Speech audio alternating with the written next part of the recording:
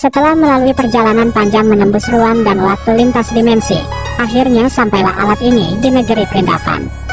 Yap, selfie booth 360 yang pernah ngehit di sini beberapa tahun yang lalu, kini menggemparkan masyarakat Prindavan. Tak peduli anak-anak, remaja, parubaya, semuanya penasaran untuk mencobanya, tak terkecuali mereka bertiga. Lantas siapakah mereka? Yang jelas mereka adalah orang tua yang butuh penyesuaian yang cukup lama akibat rasa takut yang begitu besar terhadap alat yang nampak asing bagi mereka ini. Bisa kalian lihat, mereka bertiga benar-benar tak tahu apa yang harus dilakukan setelah berada di atas booth selfie 360 yang terus berputar mengelilingi mereka ini. Jelas jika mereka nampak kebingungan dengan keadaan yang sedang mereka alami. Ingin loncat saja namun takut terjatuh dan patah tulang, atau tetap bertahan berada di atas alat ini sambil terus menunggunya sampai berhenti berputar. Mana menurut kalian pilihan terbaik yang harus diambil ketiga kakek polos ini? Tuliskan pilihanmu di kolom komentar. Para bujang salto negeri Prindavan yang telah mengupgrade kemampuan saltonya satu level lebih tinggi, umumnya mereka akan langsung menargetkan woman-woman bening untuk dibuat terpikat dengan aksinya, hingga kemudian bersedia secara sukarela untuk diajak ke semak-semak, ataupun rela untuk dihamili di tempat. Tentu saja tingkat kesulitannya akan berbeda dan lebih berat jika dibanding woman yang diincarnya secara random.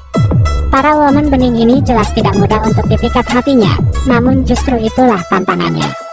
Para bujang salto Prindavan ini harus mengerahkan segala kemampuan salto yang dikuasainya dengan sangat sempurna, karena kesalahan sedikit saja akan membuat woman bening ini berlalu begitu saja tanpa menghiraukan apapun yang dilakukannya. Beberapa ada yang sukses memikat woman-woman bening ini, namun tak sedikit pula yang gagal dan harus kecewa karena woman bening yang telah dijadikan targetnya, gagal untuk diairi ladang gambutnya. Selama ini kita benar-benar sudah tertipu. Negeri sejuta kuliner mencurigakan yakni negeri Prindavan yang selama ini kita lihat sebagai koloni purbakala, ras primitif, kuno dan memiliki peradaban yang jauh tertinggal, ternyata hanyalah sebuah kamuflase untuk menutupi kehidupan bangsa Prindavan yang sebenarnya sangat futuristik, modern, berteknologi tinggi, dan bahkan ratusan tahun lebih maju dibanding negeri lainnya.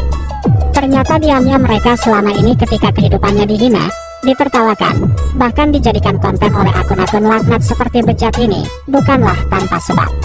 Mereka selama ini tahu jika orang-orang luar memandang rendah cara hidup mereka yang dianggap jorok dan berantakan, namun mereka seolah membiarkan semua itu terjadi karena menganggap bahwa selama ini sistem kamuflase mereka berhasil.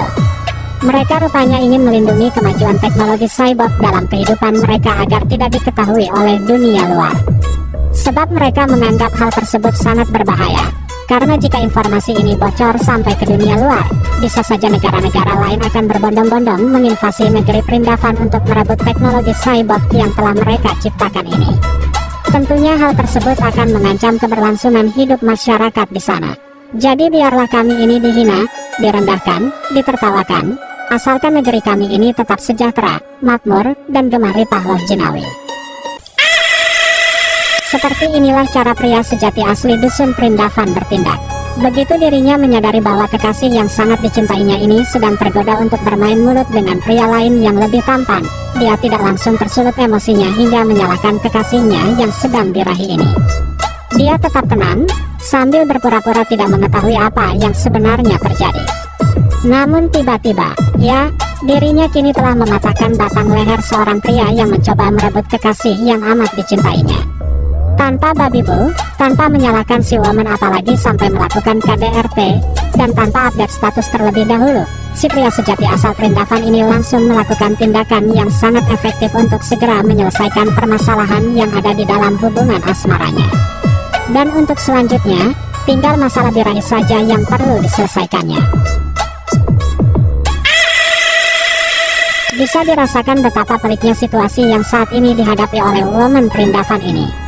Dalam kondisi tidak berdaya, tak ada seorang pun yang dapat mendengarkan jeritan hatinya yang meminta tolong, agar diselamatkan dari terjangan bulldozer yang sudah sangat dekat dan dengan segera akan mengokok lehernya.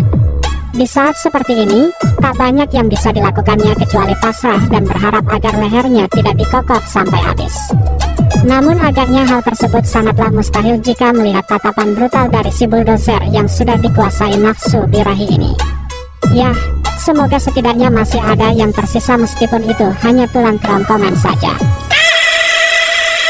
Salim adalah pria perindavan paling romantis. Dan dia sangat mencintai Atun, gadis cantik yang telah membuatnya menutup hatinya rapat-rapat untuk tidak menerima cinta lain lagi. Keromantisan yang kerap ditampilkan pasangan bataringan ini benar-benar membuat siapapun akan merasa iri.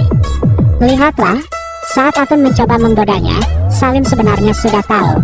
Namun demi menghargai upaya Atun untuk menarik perhatiannya, Salim pun berpura-pura seolah-olah dirinya terkejut ternyata yang mencoleknya dari tadi adalah Atun. Lalu suatu ketika keduanya sedang jalan-jalan di taman, tiba-tiba seorang gadis lain mengejek pasangan ini karena perbedaan tinggi badan yang amat mencolok. Tak ingin pujaan hatinya berkecil hati, Salim pun kemudian melakukan hal paling romantis seperti ini, dan membuat Atun kembali ceria lagi. Namun pernah suatu waktu Salim mencoba melakukan tes atas ketulusan cinta Atun terhadapnya, namun hasilnya cukup menyakitkan. Atun ternyata selama ini tidak tulus dalam mencintainya. Ketika Salim mengaku bahwa dirinya kini tak memiliki apapun lagi, Atun justru dengan tega meninggalkannya begitu saja. Padahal sebenarnya Salim memiliki banyak uang setelah menjual sepeda tetangganya. Namun meskipun tahu bahwa Atun tidaklah tulus terhadapnya, Salim nampaknya sudah terlanjur bucin.